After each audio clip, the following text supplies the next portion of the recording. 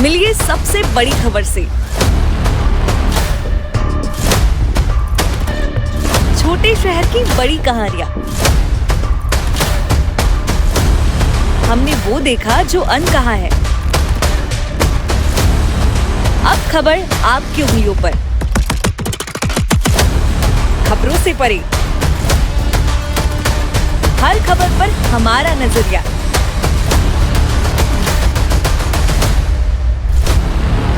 India town news, Bharat की बात। नमस्कार, इंडिया टाउन न्यूज में आप सभी का स्वागत है। मैं हूं आपके साथ रंजना राज। जैसे जैसे लोकसभा चुनाव नजदीक आ रहा है, सियासी दल अपने प्रचार प्रसार का दायरा बढ़ा रहे हैं। वहीं छत्तीसगढ़ में लोकसभा चुनाव का प्रथम चरण संपन्न हो गया है और दूसरे और तीसरे चुनाव को लेकर राजनीतिक पार्टियां युद्ध स्तर पर तैयारियां कर रही है। वहीं आज चुनावी माहौल कैसा रहेगा, चलिए इन्हीं सब तमाम जानकारी के लिए जुड़ते हैं हमारे ब्यूरो चीफ शिवम दुबे से। शिवम, छत्तीसगढ़ में चुनावी बिगुल बज चुका है। इसी बीच प्रधानमंत्री नरेंद्र मोदी 2 दिवसीय प्रवास पर है। वहीं कल रात प्रधानमंत्री नरेंद्र मोदी राजभवन में रुके हुए थे, तो क्या कुछ खास रहा, इसके बारे में जानकारी दीजिए। देखिए, पिछले 2 दिन से छत्तीसगढ़ दौरे पर प्रधानमंत्री नरेंद्र मोदी पहुंचे हुए हैं। कल सुबह वो 2 बजे के आसपास रायगढ़ पहुंच गए थे, दोपहर 2 बजे, और उसके बाद फिर पूरी चीजों को लेकर उन्होंने सभाएं की और चुनावी लहर को अपनी तरफ मोड़ने की कोशिश की है। प्रधानमंत्री नरेंद्र मोदी कल राजधानी रायपुर में रात में रुके हुए थे। इस दौरान बताया जा रहा है कि कई बीजेपी नेताओं से और अन्य लोगों से भी प्रधानमंत्री नरेंद्र मोदी ने मुलाकात की है।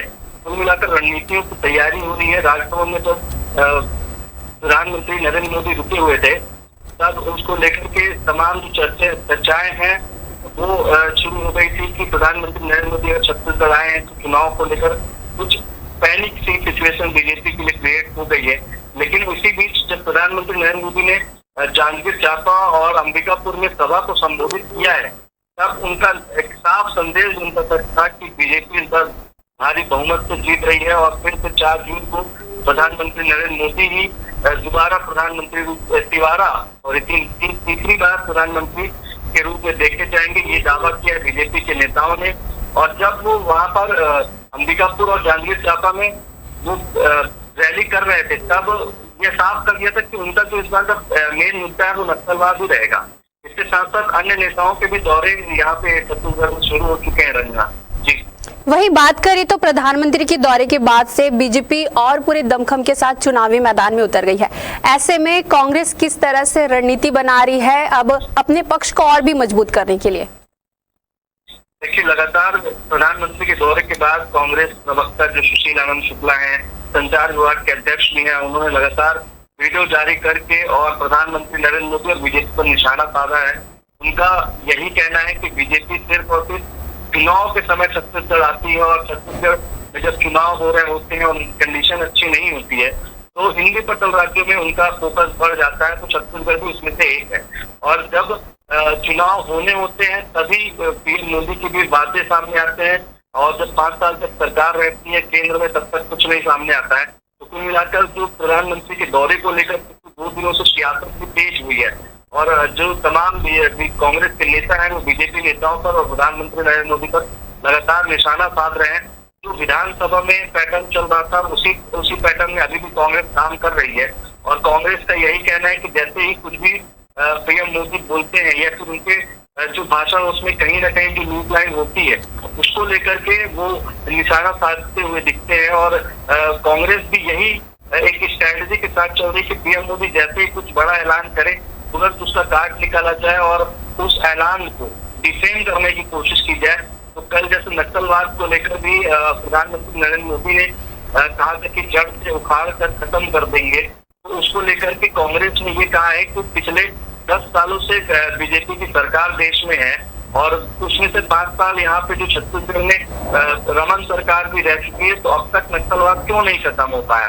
तो कुल मिलाकर सभी चीजों को लेकर और इन्हीं मुद्दों को लेकर बीजेपी जो है कांग्रेस पर निशाना साध रही है और नक्सलवाद के मुद्दे को लेकर जनता के बीच में जा रही है। क्योंकि हाल ही में नक्सली घटनाएं भी बढ़ गई जब से बीजेपी की सरकार ने यहाँ शपथ ली है, विष्णुदेव साय मुख्यमंत्री बने हैं। उसके बाद से ही जो बीजेपी है वो लगातार नक्सलियों को ठिकाने पैमाने पर रही है और लगातार कुछ न कुछ घटनाओं को अंजाम देती रही है। जी रंजना। पीएम मोदी के बाद अब 28 अप्रैल को मल्लिकार्जुन खड़गे और 29 अप्रैल को राहुल गांधी का छत्तीसगढ़ में दौरा होने वाली, तो किस तरह से वो जनता को अपने पक्ष में करने की कोशिश करेंगे? देखिए रंजना, छत्तीसगढ़ में कांग्रेस की स्थिति अभी कुछ ठीक नहीं है, क्योंकि हाल ही में उन्हें विधानसभा चुनाव में हार का सामना करना पड़ा है। और छोटी मोटी हार नहीं, वो भी बड़ी हार थी, जहाँ पे कांग्रेस ये दावा कर रही थी कि 75 सीटें लाएगी और 70 से पार जाएगी, और वही जो रिजल्ट आया तो वो सिर्फ 35 सीटों पे ही सिमट गई। वहीं बीजेपी को 14 सीटें हासिल हुई। तो वो जो एक हार का सामना विधानसभा चुनाव में हुआ है कांग्रेस पार्टी, उसके बाद कांग्रेस पार्टी किसी तरीके की भीड़ जो है जनता के बीच में नहीं छोड़ना चाह रही है।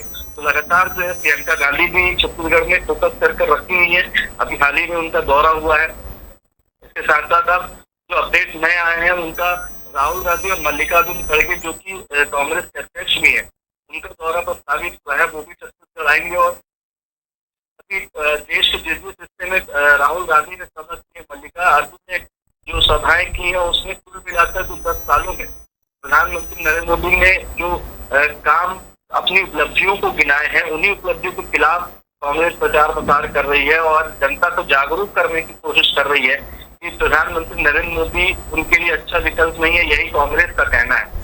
तो मतलब ऐसा कहा जा सकता है कि कांग्रेस और भी ज्यादा एक्टिव हो गई है? जी हाँ, बिल्कुल एक्टिव हो गई है रंजना। और छत्तीसगढ़ में चूंकि एक सीट में है और कहा यह जा रहा है कि बस्तर लोकसभा सीट में सीट जो है बीजेपी के हाथ से निकल सकती है, बीजेपी वहाँ पे हार सकती है। लगातार सोशल मीडिया और व्हाट्सएप में एक सर्वे वायरल हो रहा है। उस सर्वे में बीजेपी को जो पहले चरण की जो 102 सीटों में चुनाव हुए हैं, उसमें से कांग्रेस को और जो इंडिया अलायंस है उनको लेकर के 63 सीटों को कुछ सर्वे में दिखाया जा रहा है। हालांकि सर्वे कितना सही है कितना गलत है इसकी कोई पुष्टि नहीं है, और ये सिर्फ सोशल मीडिया में वायरल एक मैसेज है। तो कुल मिलाकर जो कांग्रेस है वो सभी तरीके से पीएम मोदी और बीजेपी को घेरने में लग गई है यहाँ पे। तो जब राहुल गांधी का दौरा होगा, तो मल्लिकार्जुन खड़गे का दौरा होगा। तो जब पिछली बार जब राहुल गांधी विधानसभा चुनाव के दौरान आए थे, तब उन्होंने कई बड़े ऐलान किए थे और यहाँ छत्तीसगढ़ की जनता को उन ऐलानों का फायदा देने की, सरकार बनने के साथ ही घोषणा की थी। हालांकि उनकी सरकार नहीं बन पाई। तो अब उनका लोकसभा में फोकस हो चुका है और सभी जो नेता हैं दिग्गज वो छत्तीसगढ़ की धरती पर आ रहे हैं और एक एक करके सभा भी कर रहे हैं। अभी हाल ही में रंजीत रंजन आई थी, जो यहाँ से राज्यसभा सांसद हैं, उन्होंने भी पीएम मोदी को लेकर के और नक्सलवाद को लेकर के यही कहा है कि अगर प्रधानमंत्री नरेंद्र मोदी या फिर बीजेपी के बस में हो नक्सलवाद को खत्म करना, तो कब तक खत्म कर चुके होते, उनके बस में अब कुछ नहीं है। जब तक यहाँ पर कांग्रेस की सरकार रही तब तक नक्सल घटनाएं बहुत कम हुई है। तो कुल मिलाकर यही सब चीजें बीजेपी और कांग्रेस के बीच में जो सियासत है वो कांग्रेस उन पर पलटवार करने की कोशिश कर रही है। जी रंजना। वहीं अगर देखा जाए तो छत्तीसगढ़ में लोकसभा चुनाव में दूसरे और तीसरे चरण का मतदान होने वाले हैं। तो वहीं मतदान से पहले कांग्रेस और बीजेपी ने अपनी जो तैयारी है पूरी कर ली है और कई दिग्गज नेता प्रदेश में धुआंधार रैली भी करे। तो ऐसे में बीजेपी और कांग्रेस किन मुद्दों को लेकर जनता के बीच जा रही है?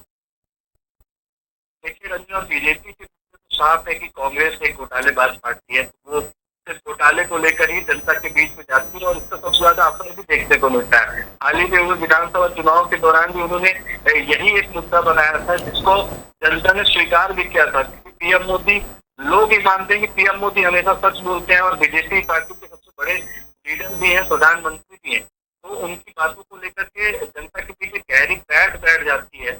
और अभी जब लोकसभा चुनाव हो रहे हैं तो नक्सलवाद तो सबसे पहले मुद्दे पर बीजेपी ने रखा है, क्योंकि अब यहाँ पर छत्तीसगढ़ में बीजेपी की सरकार और सबसे बड़ी समस्या नक्सलवाद की है। जैसे हाल ही में कई बड़ी घटनाएं भी हुई जिसमें हमारे जवानों को भी क्षति हुई और इसके पलटवार में पुलिस जवानों ने नक्सलियों पर कड़ा भी प्रहार किया था। तो कुल मिलाकर जो मुद्दे हैं बीजेपी के वो साफ है कि पहला नक्सलवाद, जिससे हालिया स्थिति में छत्तीसगढ़ गुजर रहा है, और दूसरा जो है कांग्रेस पार्टी ने जो तमाम घोटालों को अंजाम दिया, जिसका आरोप बीजेपी लगाती रहती है, और शराब घोटाला हो गया, कोयला घोटाला हो गया, चावल घोटाला हो गया। तो इन सब चीजों को लेकर जो जांच अभी चल रही है ईडी को लेकर भी, उसको लेकर भी, मुद्दे को लेकर भी जनता के बीच बीजेपी पहुंचती है।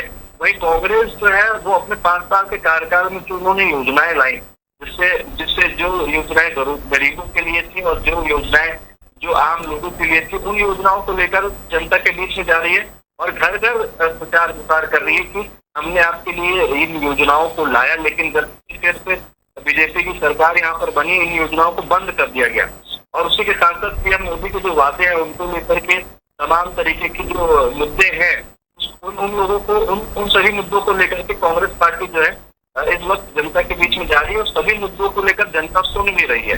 लेकिन चुनाव का जो प्रक्रिया होती है रंजना, वो बड़ी कठिन होती है। जनता बोलती कुछ और है और करते कुछ और है। तो ये समय के साथ साथ ही पता चलता है कि आखिर किसके वादों में ज्यादा दम था। जी धन्यवाद शिवम, आपने हमारे दर्शकों को जानकारी दी और भी अपडेट के लिए हम आपसे दोबारा जुड़ेंगे। वक्त हो चुका है एक छोटे से ब्रेक का। मिलिए सबसे बड़ी खबर से। छोटे शहर की बड़ी कहानियां। हमने वो देखा जो अनकहा है। अब खबर आपकी उंगलियों पर, खबरों से परे, हर खबर पर हमारा नजरिया।